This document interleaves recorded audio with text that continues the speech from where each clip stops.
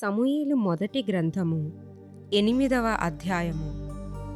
సమూయేలు వృద్ధుడైనప్పుడు తన కుమారులను ఇశ్రాయేలీయుల మీద న్యాయాధిపతులుగా నియమించెను.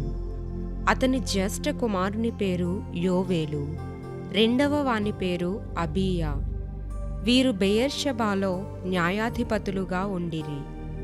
అతని కుమారులు అతని ప్రవర్తనను అనుసరింపక ధనాపేక్షకులై లంచములు పుచ్చుకొని న్యాయమును త్రిప్పివేయగా, ఇశ్రాయేలీయుల పెద్దలందరూ కూడి రామాలో సమూయేలు నొద్దకు వచ్చి, చిత్తగించుము, నీవు వృద్ధుడవు, నీ కుమారులు నీ ప్రవర్తన వంటి ప్రవర్తన గలవారు కారు గనుక సకల జనుల మర్యాద చొప్పున మాకు ఒక రాజును నియమింపుము, అతడు మాకు న్యాయము తీర్చునని అతనితో అనిరి. మాకు న్యాయము తీర్చుటకై రాజును నియమింపుమని వారు అనిన మాట సమూయేలు దృష్టికి ప్రతికూలముగా ఉండెను గనుక యెహోవాకు ప్రార్థన చేసెను. అందుకు యెహోవా సమూయేలునకు సెలవిచ్చినదేమనగా, జనులు నీతో చెప్పిన మాటలన్నిటి ప్రకారము జరిగింపుము. వారు నిన్ను విసర్జింపలేదు గాని తమ్మును ఏలకుండా నన్నే విసర్జించియున్నారు. వారు నన్ను విసర్జించి ఇతర దేవతలను పూజించి, నేను ఐగుప్తులో నుండి వారిని రప్పించిన నాటి నుండి నేటి వరకు తాము చేయుచూ వచ్చిన కార్యములన్నిటి ప్రకారముగా వారు నీ ఎడలను జరిగించుచున్నారు. వారు చెప్పిన మాటలను అంగీకరించుము. అయితే వారిని ఏలబోవు రాజు ఎట్టివాడగునో నీవే సాక్షివై వారికి దృఢముగా తెలియజేయుము.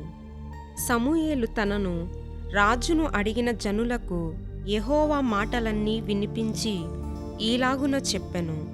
మిమ్మును ఏలబోవు రాజు ఎట్టివాడగుననగా, అతడు మీ కుమారులను పట్టుకొని తన రథములను తోలుటకును తన గుర్రములను కాపాడుటకును వారిని ఉంచుకొనును. కొందరు అతని రథముల ముందర పరిగెత్తుదురు, మరియు అతడు వారిని తన సైన్యములో సహస్రాధిపతులుగాను పంచదశాధిపతులుగాను నియమించును. తన భూములను దున్నుటకును వాటి పంట కోయుటకును తన యుద్ధాయుధములను తన రథముల సామానులను చేయుటకును వారిని ఏర్పరచుకొనును. మీ కుమార్తెలను భక్ష్యకారిణులుగాను బోనకత్తెలుగాను రొట్టెలు కాల్చువారినిగాను పెట్టుకొనును. మీ పొలములలోను మీ ద్రాక్ష తోటలలోను ఒలీవ తోటలలోను శ్రేష్టమైన వాటిని తీసుకొని తన సేవకులకిచ్చును. మీ ధాన్యములోను ద్రాక్ష పండ్లలోను 10వ భాగము తీసి తన పరివార జనమునకును సేవకులకును ఇచ్చును. మీ దాసులను మీ పనికత్తెలను మీ పశువులలోను గార్ధబములలోను శ్రేష్టమైన వాటిని పట్టుకొని తన పని కొరకు ఉంచుకొనును. మీ మందలో 10వ భాగము పట్టుకొనును. మీ మట్టుకు మీరు అతనికి దాసులవుదురు.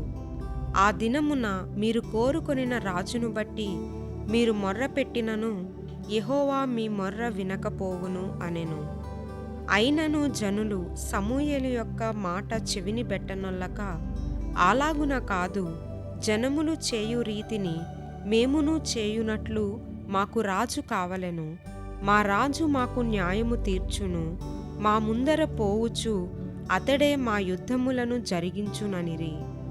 సమూయేలు జనుల యొక్క మాటలన్నిటినీ విని యెహోవా సన్నిధిని వాటిని వివరించెను.